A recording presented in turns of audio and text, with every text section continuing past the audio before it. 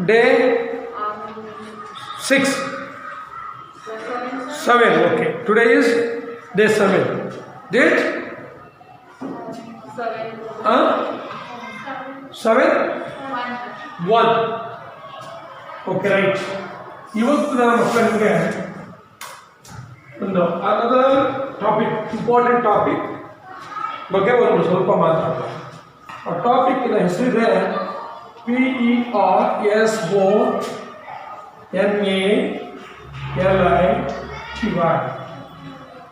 ಏನಂತ ಓದಬೇಕಿದನ್ನ? Personality. Personality ಅಂದ್ರೆ ಏನು ಹಾಗಿದ್ರೆ ಕನ್ನಡದಲ್ಲಿ ಆ ಪದದ ಅರ್ಥ ಏನು, ಅಥವಾ ಅದನ್ನು ಕನ್ನಡಕ್ಕೆ ವರ್ಗಾವಣೆ ಮಾಡಿದ್ರೆ ಏನಾಗುತ್ತೆ? ಕನ್ನಡದಲ್ಲಿ ಏನು ತರ್ಜುಮೆ ಮಾಡಿದವಾಗ ಏನಾಗುತ್ತೆ? ಪರ್ಸನಾಲಿಟಿ ಅನ್ನೋ ಪದದ ಅರ್ಥ ಪರ್ಸನ್ ಅಂದ್ರೆ ಏನು? ಮನುಷ್ಯ, ವ್ಯಕ್ತಿ. ಹೌದಾ? ಪರ್ಸನ್ ಅಂದ್ರೆ ವ್ಯಕ್ತಿ.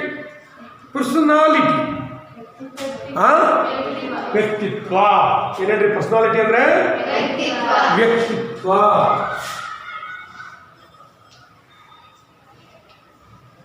ಹೌದಾ? ಇದೇನು ಪರ್ಸನಾಲಿಟಿ ಅಂದ್ರೆ? ವ್ಯಕ್ತಿತ್ವ. ಈಗ ಆಡುಮಾತಿನಲ್ಲಿ ಸಾಮಾನ್ಯವಾಗಿ ನಾವು ಬಳಸ್ತಾ ಇರ್ತೀವಿ ಪರ್ಸನಾಲಿಟಿ. ಪರ್ಸನಾಲಿಟಿ ಸಖತ್ತಾಗಿದೆ ಅಂತ ಕೇಳಿದ್ದೀರಾ? ನಿಮ್ಗೆ ಅದನ್ನು ಇನ್ನೂ ತುಂಬ ಚೆನ್ನಾಗಿ ನಿಮ್ಗೆ ಅರ್ಥ ಆಗಲಿ ಅಂತ ಹೇಳಬೇಕು ಅಂದರೆ, ಈಗ ದರ್ಶನ್, ಫಿಲ್ಮ್ ಸ್ಟಾರ್ ದರ್ಶನ್ ಇದ್ದಾರೆ. ಹೌದಾ? ಮತ್ತೆ ಗಂಗಾಧರ್ ನಾಯ್ಕ್ ಇದ್ದಾರೆ, ಒಟ್ಟೊಟ್ಟಿಗೆ ನಿಂತಿದ್ದಾರೆ. Which personality looks attractive? Gangadhar Naik attractive ಆಗಿ ಕಾಣ್ತಾರೋ, ದರ್ಶನ್ ಅಟ್ರಾಕ್ಟಿವ್ ಆಗಿ ಕಾಣ್ತಾರೋ? Which personality attracts you? Darshan. ನಿಜ ತಾನೆ? ಹೌದಿಲ್ವಾ? ನೋಡ್ಲಿಕ್ಕೆ ಹತ್ರ ಆಗಿದ್ದಾರೆ, ಹಾಗೇನೆ ಚಂದಿದ್ದಾರೆ. ಹೌದಾ? ಕೆಂಪಿಗಿದ್ದಾರೆ. ನಾವು ಹೆಂಗಿದ್ದೀವಿ? ಬೆನ್ನಿಂಗ್ ಬಾಗಿದೆ, ಹಲ್ಲು ಮುರಿದಿದೆ, ಗಡ್ಡ ಕೆರ್ಕತ್ತಿದ್ದೀವಿ. ರೈಟ್? ಹಾಗಿದ್ರೆ ಪರ್ಸನಾಲಿಟಿ ಅಂದವಾಗ ನಾವೇನನ್ನ ಯೋಚನೆ ಮಾಡ್ತೀವಿ? ಸಾಮಾನ್ಯವಾಗಿ ಎದುರಿಗೆ ಕಾಣುವ ದೈಹಿಕ ರೂಪವನ್ನು ನೋಡ್ತೀವಿ. ಏನನ್ನು ನೋಡ್ತೀವಿ? ಎದುರಿಗೆ ಕಾಣುವ ಫಿಸಿಕಲ್ ಅಪಿಯರೆನ್ಸ್ ಅನ್ನು ಸಡನ್ ಆಗಿ ನೋಡ್ತೀವಿ. ಫಿಸಿಕಲ್ ಅಪಿಯರೆನ್ಸ್ ಅಂತೀವಿ. ಫಿಸಿಕಲ್ ಅಪಿಯರೆನ್ಸ್ ಅನ್ನು ನೋಡಿ ಏನು ಮಾಡ್ತೀವಿ? His personality is good and his personality is not good compared to that one ಅಥವಾ ಅನದರ್ ಒನ್ ಅಂತ ಈ ಥರ ಹೇಳ್ತಾರೆ. ಇವರು ಅವ್ರಿಗಿಂತ ಚೆನ್ನಾಗಿದೆ, ಪರ್ಸನಾಲಿಟಿ ಅಥವಾ ವ್ಯಕ್ತಿತ್ವ ಭಾಳ ಚೆನ್ನಾಗಿದೆ ಅಂತೇಳಿ ಸಾಮಾನ್ಯವಾಗಿ ಜನರು ಅಂದ್ಕೋತಾರೆ. ಓಕೆ? ಹಾಗಿದ್ರೆ ಅದೇನ ಪರ್ಸನಾಲಿಟಿ ಅಂದರೆ? ಪರ್ಸನಾಲಿಟಿ ಅಂದ್ರೆ ಅದೇನಾ? ವ್ಯಕ್ತಿತ್ವ ಅಂದ್ರೆ ಅದೇನಾ? ಅಲ್ವಾ? ಹಾಗಿದ್ರೆ ಏನಿರ್ಬೋದು? ಮತ್ತು ಏನಾದರೂ ಇದೆಯಾ? ಗುಣ. ಗುಣ ಅಂದ್ರೆ ಏನದು? ನಡತೆ. ನಡತೆ ಅಂದ್ರೆ ಏನದು? ನಾ ಇರೋ ರೀತಿ ಅಂದ್ರೆ ಏನು?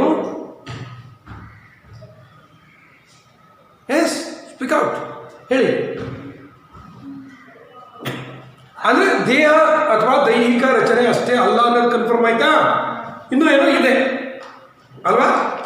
ಕೇವಲ ದೈಹಿಕವಾಗಿ ಏನು ಕಣ್ಣಿಗೆ ಕಾಣ್ತದೋ ಅದಷ್ಟೇ ಆಗಿರದೆ ವ್ಯಕ್ತಿತ್ವ ಅಂದರೆ ಪರ್ಸನಾಲಿಟಿ ಅಂತ ಹೇಳಿದರೆ ಅದಕ್ಕೂ ಮಿಕ್ಕಿದ್ದು ಏನೋ ಇದೆ. ಇದು ಅರ್ಥ ಆಯ್ತಾ? ಅರ್ಥ ಆಯ್ತಾ? ಹಾಗಾಗಿ ನೀವು ಕರ್ರಗಿರಲಿ, ನೀವು ಬೆಳ್ಳಗಿರಲಿ, ನೀವು ಡುಮ್ಮಗಿರಲಿ, ನೀವು ನರಪೇತುಲ ನಾರಾಯಣ ನಂತರ ಭಾಳ ತಿನ್ನಾಗಿ ಸಣ್ಣ ವೀಕಿದ್ದವರಾಗಿರಲಿ, ಅಥವಾ ನೀವು ಬಡವರೇ ಆಗಿರಲಿ, ಅಥವಾ ನೀವು ಶ್ರೀಮಂತರೇ ಆಗಿರಲಿ, ಅಥವಾ ನೀವು ಹಳ್ಳಿಯವರೇ ಆಗಿರಲಿ, ಅಥವಾ ನೀವು ಕನ್ನಡ ಮೀಡಿಯಂನವರೇ ಆಗಿರಲಿ, ಏನೇ ಇರಲಿ ಅದಕ್ಕನ್ನು ಮೀರಿದ್ದು ಒಂದು ವ್ಯಕ್ತಿತ್ವಕ್ಕೆ ಶೋಭೆಯನ್ನು, ವ್ಯಕ್ತಿತ್ವಕ್ಕೆ ಹೊಳಪನ್ನು ಕೊಡುವಂಥದ್ದಿದೆ. ಇದನ್ನು ಮೊದಲು ನೀವು ತಲೆ ಹಿಡ್ಕೋಬೇಕು. ಅರ್ಥ ಆಯ್ತಾ? ಯಾವುದೇ ಕಾರಣಕ್ಕೂ ಏನು ನನ್ನ ಪರ್ಸನಾಲಿಟಿ ಚೆನ್ನಾಗಿ ಇಲ್ಲ, ಅವರು ಚೆನ್ನಾಗಿದೆ, ನೋಡ್ಲಿಕ್ಕೆ ಎತ್ತರ ಇದ್ದಾರೆ, ನೋಡ್ಲಿಕ್ಕೆ ದಪ್ಪ ಇದ್ದಾರೆ, ನೋಡ್ಲಿಕ್ಕೆ ಬೆಳ್ಳಗಿದ್ದಾರೆ, ನೋಡ್ಲಿಕ್ಕೆ ಸ್ಟೈಲಾಗಿದ್ದಾರೆ, ಅವರು ಯಾವಾಗಲೂ ತುಂಬ ಒಳ್ಳೆ ಡ್ರೆಸ್ ಮಾಡ್ಕೊಂಡು ಹೋಗ್ತಾರೆ, ಸೊ ಅವರನ್ನು ಜನ ಮೆಚ್ಚುತ್ತಾರೆ, ನಮ್ಮನ್ನು ಮೆಚ್ಚುವುದಿಲ್ಲ ಅನ್ನುವ ಮನಸ್ಥಿತಿಗೆ ಯಾವತ್ತಿಗೂ ಈಗಲ್ಲ. ಯಾವತ್ತಿಗೂ ಬರಬಾರದು. ಗೊತ್ತಾಯ್ತಲ್ಲ? ಅದು ಒಂದು ಪರ್ಸೆಂಟ್ ಅಷ್ಟೇ. ನೋಡಿ ಟ್ರ್ಯಾಕ್ ಆಗೋದು 1%, ಉಳಿದ 99% ಬೇಡ. ಅದು ಏನು ಅನ್ನೋದನ್ನು ಮಕ್ಕಳಿಗೆ ನಾನು ನಿಮಗೆ ಸ್ವಲ್ಪ ಸಿಂಪಲ್ ಆಗಿ ಹೇಳ್ತೀನಿ. ಈ ಹಂತದಲ್ಲಿ ನಿಮ್ಗೆ ಇಷ್ಟು ಸಾಕಾಗುತ್ತೆ. ಮುಂದೆ ಬೇಕಾದ್ರೆ ನೋಡಿ. ಪರ್ಸನಾಲಿಟಿ ಅನ್ನೋದು ಇಟ್ ಈಸ್ ಎ ಕಾಂಬಿನೇಷನ್ ಅಂದರೆ ಒಂದು ಕಂಬೈಂಡ್ ಆಗೋದು ಏನು ಹೇಳ್ಬೋದು ನಾವು? ಕಾಂಬಿನೇಷನ್ ಅಂದರೆ ಒಳಗೊಳ್ಳುವಿಕೆ.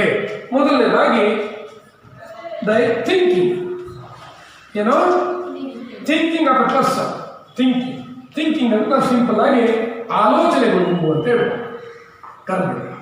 ಈ ಪರ್ಸನಾಲಿಟಿ ಅನ್ನೋದು ಯಾವುದರ ಕಾಂಬಿನೇಷನ್ ಅಪ್ಪ ಅಂದರೆ ವ್ಯಕ್ತಿಯ ಆಲೋಚನೆಗಳು, ವ್ಯಕ್ತಿಯ ಥಿಂಕಿಂಗ್. ಗೊತ್ತಾಯ್ತು? ಇವನ ಆಲೋಚನೆಗಳು ಹೇಗೆ ಇದ್ದಾವೆ ಅನ್ನೋದರ ಆಧಾರದ ಮೇಲೆ ಅವನ ವ್ಯಕ್ತಿತ್ವವನ್ನು ನಾವು whether we have to respect his personality or deny ಅನ್ನೋದನ್ನು ಡಿಸೈಡ್ ಮಾಡ್ತೀವಿ. ಒಬ್ಬ ವ್ಯಕ್ತಿಯ ಆಲೋಚನೆಗಳು ಉತ್ತಮವಾಗಿದ್ದಾವೆ, ಒಬ್ಬ ವ್ಯಕ್ತಿಯ ಆಲೋಚನೆಗಳು ಒಳ್ಳೆಯವುಗಳಿದ್ದಾವೆ, ಒಬ್ಬ ವ್ಯಕ್ತಿಯ ಆಲೋಚನೆಗಳು ಸಮಾಜಕ್ಕೆ ಹಿತವನ್ನು ಮಾಡುವಂತಿದ್ದಾವೆ, ವ್ಯಕ್ತಿಯ ಆಲೋಚನೆಗಳು ಎಲ್ಲರಿಗೂ ಒಳಿತನ್ನು ಬಯಸುತ್ತದೆ ಅನ್ನುವಾಗ ನಾವಾಗ ವ್ಯಕ್ತಿಯ ವ್ಯಕ್ತಿತ್ವಕ್ಕೆ ಗೌರವ ಕೊಡ್ತೀವೋ ಕೊಡಲ್ವ? ಕೊಡ್ತೀವಿ. ಇವೆಲ್ಲ ಮಾರಕ ಆಗಿದ್ದಾಗ ಅವನ ಆಲೋಚನೆಗಳೇ ಕೆಟ್ಟ ಆಲೋಚನೆಗಳಿದ್ರೆ ಹಾಗೇನು ಮಾಡ್ತೀವಿ? ಉಪಯೋಗ ಬಿಡಪ್ಪ ಮನುಷ್ಯ ಅಂತೀವಿ. ಹೌದಾ? ಹಾಗಿದ್ದರೆ ವ್ಯಕ್ತಿತ್ವಕ್ಕೆ ಒಳಪು ಕೊಡುವುದು ಅಥವಾ ವ್ಯಕ್ತಿತ್ವವನ್ನು ನಿರ್ಧರಿಸುವುದು ಅವನ ವ್ಯಕ್ತಿಯ ಆಲೋಚನೆಗಳು ಒಂದು. ಇನ್ನೊಂದು ಏನಂದರೆ ಮಕ್ಕಳೇ ಫೀಲಿಂಗ್ಸ್, ಭಾವನೆಗಳು. ಫೀಲಿಂಗ್ಸ್ ಅಂದ್ರೇನು? ಭಾವನೆಗಳು, ವ್ಯಕ್ತಿಯ ಭಾವನೆಗಳು. ನೋಡ್ರಿ, ಆಲೋಚನೆಗಳಿಗೂ ಮಕ್ಕಳೇ ಭಾವನೆಗಳಿಗೂ ವ್ಯತ್ಯಾಸ ಇದೆ. ಆಲೋಚನೆಗಳು ನಮ್ಮ ಮೆದುಳಿನಲ್ಲಿ ಕೆಲಸ ಮಾಡಿದರೆ ಭಾವನೆಗಳು ನಮ್ಮ ಹೃದಯದಲ್ಲಿ ಕೆಲಸ ಮಾಡ್ತಾವೆ. ಭಾವನೆಯು ಹೃದಯಕ್ಕೆ ಸಂಬಂಧಪಟ್ಟದ್ದು, ಆಲೋಚನೆಯು ಮನಸ್ಸಿಗೆ ಸಂಬಂಧಪಟ್ಟದ್ದು, ಮೆದುಳಿನ ಖಾತೆ. ಸರಿ ತಪ್ಪು ತರ್ಕ ಈ ಥರ ಇರ್ತದೆ ಆಲೋಚನೆಯಲ್ಲಿ. ಭಾವನೆಯಲ್ಲಿ ಸಂಬಂಧಗಳು, ಪ್ರೀತಿ, ವಿಶ್ವಾಸ, ನಡವಳಿಕೆ ಇದೆಲ್ಲ ಬರ್ತದೆ. ಆಯ್ತಲ್ಲ? ಭಾವನೆಗಳು, ವ್ಯಕ್ತಿಯ ಭಾವನೆಗಳು, ಅವನು ಯಾವ ರೀತಿಯಲ್ಲಿ ಸ್ಪಂದಿಸ್ತಾನೆ ಯಾರಿಗಾದರೂ ಅನ್ನೋದರ ಆಧಾರ. ಯಾರೋ ಒಬ್ಬರು ಬಿದ್ದುಬಿಟ್ರು, ನಾವು ನೋಡಿ ಎಷ್ಟೋ ಸಂದರ್ಭದಲ್ಲಿ ಅಯ್ಯೋ ಪಾಪ ಅಂತ. ಹೌದಾ? ಇನ್ನು ಕೆಲವರು ನಮ್ಮ ಕಣ್ಣಿದ್ರೆ ನಾವೇ ಆಕ್ಸಿಡೆಂಟ್ ಮಾಡ್ಕೊಂಡು ಅವ್ನು ಕೆಳಗೆ ಹಾಕಿದ್ರು ಸುಮ್ಮನೆ ಮುಂದೆ ಹೋಗ್ತಾ ಇರ್ತೀವಿ. ಹೌದಾ? ಈ ರೀತಿಯ ಭಾವನೆಗಳಿರಬಾರ್ದು. ಭಾವನೆಗಳು ಯಾವಾಗಲೂ ಏನು ಮನುಷ್ಯನಲ್ಲಿರಬೇಕಾದಂಥ ಮಾನವೀಯನಿಯಾದ ಗುಣ ಇದೆ ಅಲ್ವಾ? ಆ ಗುಣ ಮತ್ತು ಭಾವನೆಗಳು ಹೆಚ್ಚು ಕಡಿಮೆ ಹತ್ತತ್ರ ಬರ್ತದೆ. ಮಾನವೀಯ ಭಾವನೆಗಳನ್ನು ಹೊಂದಿರಬೇಕು, ಉತ್ತಮ ಭಾವನೆಗಳನ್ನು, ಅಂದರೆ ಅವುಗಳನ್ನು ಒಂದೇ ಮಾತಿನಲ್ಲಿ ಹೇಳ್ಬೋದು ಅಂದರೆ ಸದ್ಭಾವನೆಗಳನ್ನು ಹೊಂದಿರಬೇಕು. ಸದ್ಭಾವನೆ ಅಂದರೆ ಒಳ್ಳೆಯ ಭಾವನೆಗಳು, ಇತರರ ಬಗ್ಗೆ, ದೇಶದ ಬಗ್ಗೆ, ಸಮಾಜದ ಬಗ್ಗೆ, ನಮ್ಮವರ ಬಗ್ಗೆ, ಅನ್ಯರ ಬಗ್ಗೆ, ಎಲ್ಲರ ಬಗ್ಗೆ ಯಾವ ಥರದ ಯೋಚನೆಗಳು, ಭಾವನೆಗಳಿರಬೇಕು. ಉತ್ತಮ ಭಾವನೆಗಳು, ಆರೋಗ್ಯಕರವಾದಂಥ ಸದ್ಭಾವನೆಗಳನ್ನು ಅವನು ಹೊಂದಿರಬೇಕು. ಒಳ್ಳೆಯ ಭಾವನೆಗಳನ್ನು ನಮ್ಮ ಬಗ್ಗೆ ಹೊಂದಿದ್ದಾರೆ ವ್ಯಕ್ತಿಗಳು ಅನ್ನುವಾಗ ಅವನ ಪರ್ಸನಾಲಿಟಿ ಗುಡ್ ಅಂತೀವೋ ಬ್ಯಾಡ್ ಅಂತೀವಿ? ಗುಡ್ ಅಂತೀವಿ. ನೆಕ್ಸ್ಟ್ ಏನಪ್ಪ ಅಂದರೆ ಹಿಸ್ ಆ್ಯಕ್ಷನ್ ಅಥವಾ ಹೌ ಹಿ ಆ್ಯಕ್ಟ್ ಅಂತ ಹೇಳ್ತಾರೆ. ಆ್ಯಕ್ಷನ್ ಏನೋ ನಡವಳಿಕೆಗಳು. ಆ್ಯಕ್ಷನ್ ಅಂದ್ರೇನು? ಕೆಲಸ ಅಥವಾ ನಡವಳಿಕೆ ಅಂತ ನಾವು ಹೇಳೋದು. ಆ್ಯಕ್ಷನ್ ವ್ಯಕ್ತಿಯ ನಡವಳಿಕೆಗಳು. ಹೇಗೆ ನಡ್ಕೋತಾನೆ? ಬರೀ ಬಾಯಲ್ಲಿ ಹೇಳ್ತಾನೆ ಒಳ್ಳೊಳ್ಳೆಯ ವಿಚಾರಗಳನ್ನು, ಆದರೆ ನಡೆಯುವಲ್ಲಿ ತಪ್ತಾ ಇದ್ದಾನೆ ಅಂದರೆ ಆಗ ಅವನಿಗೆ ಯಾರಾದ್ರು ಗೌರವಿಸ್ತಾರ? ಉತ್ತಮ ವ್ಯಕ್ತಿ ಅಂತಾರ? ಅನ್ನೋದಿಲ್ಲ. ಅವನ ನಡವಳಿಕೆಗಳು ಉತ್ತಮವಾಗಿರಬೇಕು. ನಡವಳಿಕೆ ಅಂದರೆ ದೈನಂದಿನ ಜೀವನದಲ್ಲಿ ತಾನು ಮಾಡಬೇಕಾದ ಕೆಲಸಗಳನ್ನು ಶಿಸ್ತುಬದ್ಧವಾಗಿ, ಪ್ರಾಮಾಣಿಕವಾಗಿ, ದಕ್ಷತೆಯಿಂದ ಮಾಡಿದರೆ ಆಯ್ತು. ಅದೇ ನಡವಳಿಕೆ. ನೀವು ಚಿಕ್ಕ ಮಕ್ಕಳಿದ್ದೀರಿ, ನಿಮ್ಮ ನಡವಳಿಕೆಯೇ ಬೇರೆ. ಈಗ ನೀವು ಓದುವುದು, ಬರೆಯುವುದು, ಅಮ್ಮ ಹೇಳಿದ ಕೆಲಸ ಮಾಡೋದು, ಅಪ್ಪ ಹೇಳಿದ ಹೆಲ್ಪ್ ಮಾಡೋದು, ಸ್ನೇಹಿತರೊಂದಿಗೆ ಒಳ್ಳೆಯತನದಲ್ಲಿ ಹೊಂದಿಕೊಂಡಿರುವುದು, ಈ ಥರದ್ದು ನಿಮ್ಮ ನಡವಳಿಕೆ. ನಾನೀಗ ಮಾಸ್ಟರ್ ಇದ್ದೀನಿ, ನನ್ನದೇ ಬೇರೆ ಆಗ್ತದೆ. ನಾನು ಚೆನ್ನಾಗಿ ಪಾಠ ಮಾಡಬೇಕಾಗಿರುತ್ತೆ, ನಾನು ನಮ್ಮ ಸಹೋದ್ಯೋಗಿಗಳು ಅಥವಾ ನಮ್ಮ ಶಿಕ್ಷಕರ ಜೊತೆ ಚೆನ್ನಾಗಿರಬೇಕು, ಅಥವಾ ಸಮಾಜದಲ್ಲಿ ಬೇರೆ ಜವಾಬ್ದಾರಿಗಳಿದ್ದರೆ ಅವುಗಳನ್ನು ಸರಿಯಾಗಿ ಏನು ಮಾಡಬೇಕು? ಹೇಳ್ಕೋತ ಹೋಗೋದಲ್ಲ, ಮಾಡ್ಕೋತ ಹೋಗಬೇಕು. ಅದೇ ನಡವಳಿಕೆ ಅಂತ. ಹಾಗಾದರೆ ನಮ್ಮ ಆ್ಯಕ್ಷನ್ ಮೇಲೆ, okay, how he act, A person how he as he is act or he is acting or he is taken action, on that basis we decide his personality. ಆಯ್ತಾ? ಮತ್ತೇನಪ್ಪ ಅಂದರೆ ಇನ್ನೂ ಒಂದೆರಡು ಸೇರಿಸ್ಬೋದು ಮಕ್ಕಳಿಗೆ. ಅವನ ಆಲೋಚನೆಗಳು, ಅವನ ಭಾವನೆಗಳು. ಆಲೋಚನೆ ಅಂದ್ರೆ ಗೊತ್ತಾಯ್ತಲ್ಲ, ಭಾವನೆ ಅಂದ್ರೆ ಗೊತ್ತಾಯ್ತಲ್ಲ ಇಲ್ವಾ? ಹಾಂ, ನಡವಳಿಕೆ ಅಂದ್ರೆ ಗೊತ್ತಾಯ್ತಲ್ಲ, ಅದು ವರ್ತನೆಗಳು. ಇಲ್ಲಿ ನಡವಳಿಕೆ ಅಂದ್ರೆ ಏನನ್ಬಹುದು? ವರ್ತನೆಗಳು. ಅದೇ ಥರದಲ್ಲಿ ಮುಂದೆ ಏನಂದ್ರೆ ನೆಕ್ಸ್ಟ್ ಇರೋದು ಇನ್ನೊಂದು ನೋಡೋಣ, ಆಕ್ಷನ್, ರಿಯಾಕ್ಷನ್. ರಿಯಾಕ್ಷನ್ ಯಾಕೆ ಅಂದ್ರೆ ನಾವು ವರ್ತನೆ ಅಂದ್ರೆ ನಡವಳಿಕೆ ಅಂದ್ರೆ, ಹೌದಾ? ರಿಯಾಕ್ಷನ್, ಆಕ್ಷನ್ನಿಗೆ ರಿಯಾಕ್ಷನ್ ಅಥವಾ ರಿಯಾಕ್ಟ್ ಅನ್ನೋಣ. ರಿಯಾಕ್ಟ್, ರಿಯಾಕ್ಷನ್ ಬೇಡ, react. How we react, act and react. ಅಲ್ಲಿ ಆಕ್ಷನ್ ಅಂತ ಆಕ್ಟ್ ಅಂದ್ರೆ ನಡವಳಿಕೆ, ಇಲ್ಲಿ ರಿಯಾಕ್ಟ್. ರಿಯಾಕ್ಟ್ ಅಂದ್ರೆ ಏನೇನ್ರಿ? ಆಕ್ಷನ್ನಿಗೆ ರಿಯಾಕ್ಷನ್. ಆಕ್ಷನ್ ಅಂದ್ರೆ ವರ್ತನೆ, ಪ್ರತಿವರ್ತನೆ ಅಥವಾ ಪ್ರತಿಕ್ರಿಯೆ ಅಂತ ಹೇಳ್ಬೋದು. ಅಲ್ಲೂ ಆಕ್ಟ್ ಅಥವಾ ಆಕ್ಷನ್ ಅಂದ್ರೆ ಕ್ರಿಯೆ ಬಗ್ಗೆ. ನಡವಳಿಕೆ ನಡವಳಿಕೆ, ವರ್ತನೆ, ಕ್ರಿಯೆ, ಆ ರೀತಿ ತಗೊಳ್ಳುವ. ಇಲ್ಲಿ ರಿಯಾಕ್ಟ್, ಪ್ರತಿಕ್ರಿಯೆ. ಪ್ರತಿಕ್ರಿಯೆ ಅಂದ್ರೆ ಮಕ್ಕಳೇ, ಸಮಾಜದಲ್ಲಿ ನಾವು ಬದುಕುವ ಸಮಾಜ ಜೀವಿಗಳು, ಹೌದಾ?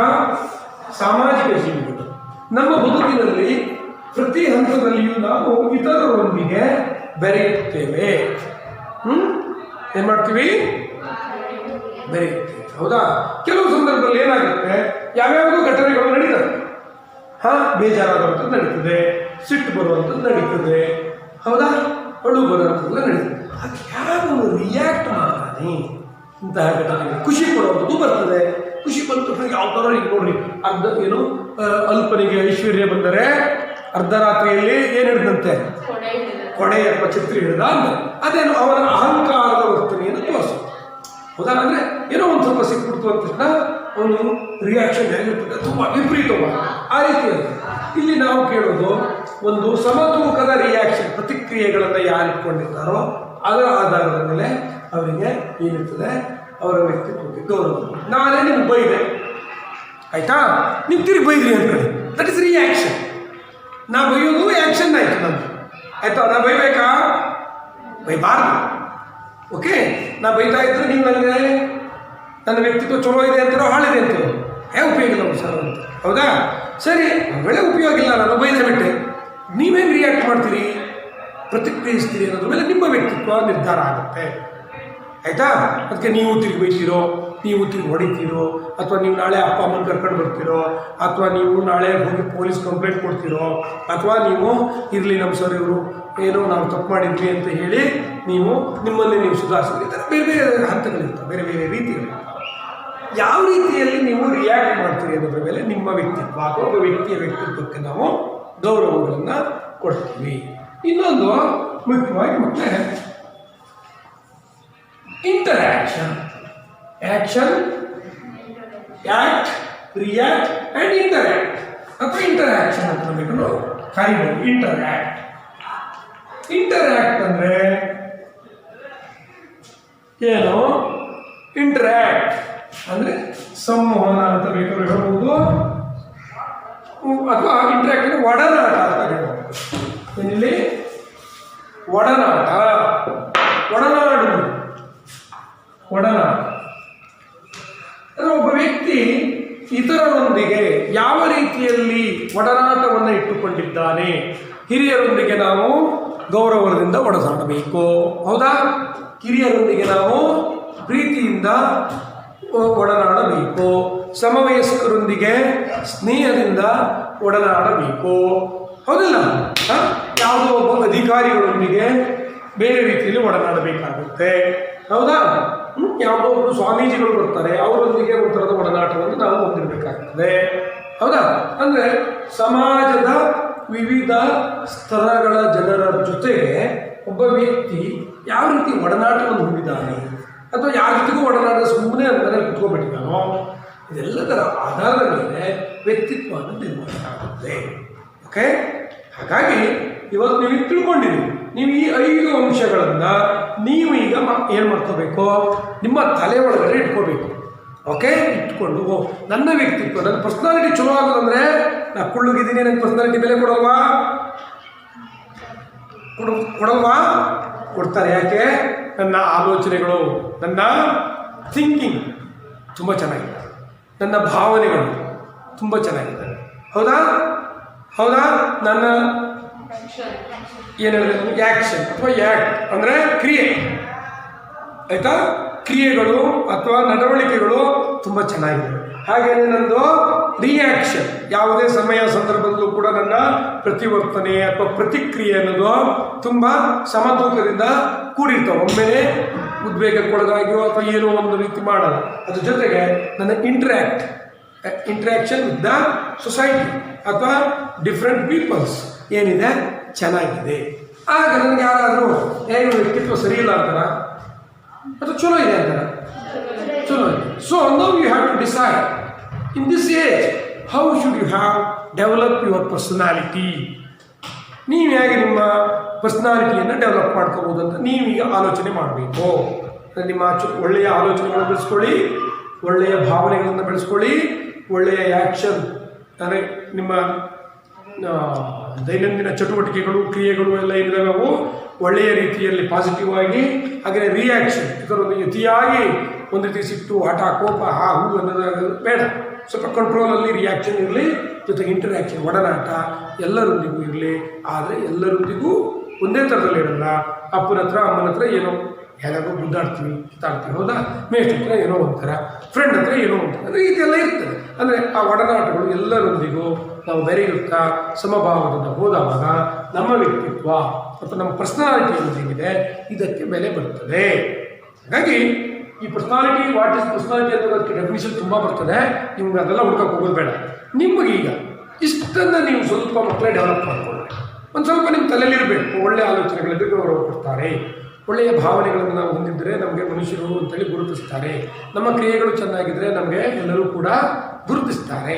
ನಮ್ಮ ಸ್ನೇಹಿತರೊಂದಿಗೆ, ಇತರರೊಂದಿಗೆ ನಮ್ಮ ಪ್ರತಿಕ್ರಿಯೆಗಳು ಚೆನ್ನಾಗಿ ಇರಬೇಕು, ರಿಯಾಕ್ಷನ್ಗಳು ಭಾಳ ಕೆಟ್ಟದಾಗಿ ಇರಬಾರ್ದು. ಹಾಗೆಯೇ ನಾವು ಸಮಾಜದಲ್ಲಿ ಎಲ್ಲರೊಂದಿಗೂ ಹೊಂದಿಕೊಂಡು ಒಡನಾಟಗಳು ಏನಿರ್ತದೆ ಉತ್ತಮ ರೀತಿಯಲ್ಲಿ ಎಲ್ಲರೊಂದಿಗೂ ಬೆರೆತು ಒಡನಾಡಿಕೊಂಡು ಹೋದರೆ ನಮಗೆ ಗೌರವವನ್ನು ಕೊಡ್ತಾರೆ ಅನ್ನೋ ಮನಸ್ಥಿತಿಯನ್ನು ನೀವು ಬೆಳೆಸ್ಕೋತಾ ಹೋದರೆ ಅದು ನಿಮ್ಗೆ ಪದೇ ನಿಮಗೆ ಬೇರೆಯವ್ರ ಹತ್ರ ಜಗಳ ಆಡ್ಲಿಕ್ಕೆ ಬಿಡಲ್ಲ, ಕುಸ್ತಿ ಆಡ್ಲಿಕ್ಕೆ ಬಿಡಲ್ಲ. ನಾನು ಒಡನಾಡೋದು ಸರಿಯಾಗಿರಬೇಕು, ನಮ್ಮದು ಯಾರ ಜೊತೆಗೂ ಅತಿಯಾಗಿ ಇದು ಮಾಡ್ಲಿಕ್ಕೆ ಹೋಗಬಾರ್ದು. ಕೆಟ್ಟದಾಗಿ ಯೋಚನೆ ನಿಮ್ಮ ಮನಸ್ಸಲ್ಲೇ ಕೆಟ್ಟದಾದ ಆಲೋಚನೆ ಬಂತು, ಇದು ನನ್ನ ವ್ಯಕ್ತಿತ್ವಕ್ಕೊಂದು ಕೆಟ್ಟ ಭಾವನೆ ಬಂದು ಯಾರ ಬಗ್ಗೆನೋ ಇದು ಒಳ್ಳೆಯದು, ನನ್ನ ಭಾವನೆ ಇದಾಗುತ್ತೆ. ಈ ರೀತಿ ನೀವು ಮಾಡ್ಕೋತೋದಾಗ automatically it will be a part of your personality. ನಿಮ್ಮ ವ್ಯಕ್ತಿತ್ವ ಜೊತೆ ಸೇರ್ತದೆ. ಚಿಕ್ಕವರಿದ್ದಕ್ಕಾಗಿ ನೀವು ಇನ್ನೂ ದೊಡ್ಡವರಾಗ್ತಾ ಹೋದಾಗೆ ನಿಮ್ಗೆ ಒಳ್ಳೆಯ ವ್ಯಕ್ತಿತ್ವ ತಾನಾಗಿ ರೂಪುಗೊಳ್ಳುತ್ತದೆ. ಓಕೆನಾ? ಅಂಡರ್ಸ್ಟ್ಯಾಂಡ್? ಓಕೆ, ಡೆಫಿನೆಟ್ಲಿ ಪಕ್ಕ ಒಳ್ಳೆಯ ವ್ಯಕ್ತಿತ್ವ ಪಡ್ಕೋಬೇಕು. ಅದ್ರ ಜೊತೆಗೆ ಎಲ್ಲರಿಗಿಂತ ಮುಖ್ಯ ಫಸ್ಟ್ ಹೇಳಿದಿರಲ್ಲ, ವ್ಯಕ್ತಿತ್ವ ಅನ್ನೋದು ದೈಹಿಕವಾಗಿ ನೋಡುವ ರೂಪ ಅಲ್ಲವೇ ಅಲ್ಲ. ಇವುಗಳೆಲ್ಲ ಸೇರಿ ಅದು ಪರ್ಸನಾಲಿಟಿ ಆಗುತ್ತೆ. ದೈಹಿಕ ರೂಪಕ್ಕೋ ದುಡ್ಡಿಗೋ ಸಂಪತ್ತಿಗೋ ಕಂಪೇರ್ ಮಾಡಿಕೊಂಡ್ರೆ ನಂತರ ಅದಿಲ್ಲ ಅಂತ ನೀವು ಯಾರು ಏನು ಮಾಡಬಾರ್ದು, ಏನು ನೀವು ಯಾರು ಹೆದರ್ಕೋಬಾರ್ದು. ನನ್ನ ಆಲೋಚನೆಗಳು ತುಂಬ ಚೆನ್ನಾಗಿದೆ, ನನ್ನ ಭಾವನೆಗಳು ತುಂಬ ಚೆನ್ನಾಗಿದ್ದಾವೆ, ನನ್ನ ಕ್ರಿಯೆಗಳು ಚೆನ್ನಾಗಿದ್ದಾವೆ, ನನ್ನ ಪ್ರತಿಕ್ರಿಯೆಗಳು ತುಂಬ ಚೆನ್ನಾಗಿದ್ದಾವೆ, ನಾನು ಇದರೊಂದಿಗೆ ಓಡಾಟ ತುಂಬ ಚೆನ್ನಾಗಿದೆ. ಸೊ ಜನ ನನ್ನ ಗುರುತಿಸೋದು ನನ್ನೆಲ್ಲ ಒಂದು ಒಟ್ಟಾರೆಯಾದ ಏನು ತೂಕಬದ್ಧವಾದ ಈ ನಡವಳಿಕೆಗೆ ಹೊರತು ನನ್ನ ದೇಹದ ರಚನೆಗೆ ಅಲ್ಲ ಅಂದ್ಕೊಂಡು ಮುಂದಕ್ಕೆ ಹೋಗ್ಬೇಕು. Okay, good, all the best.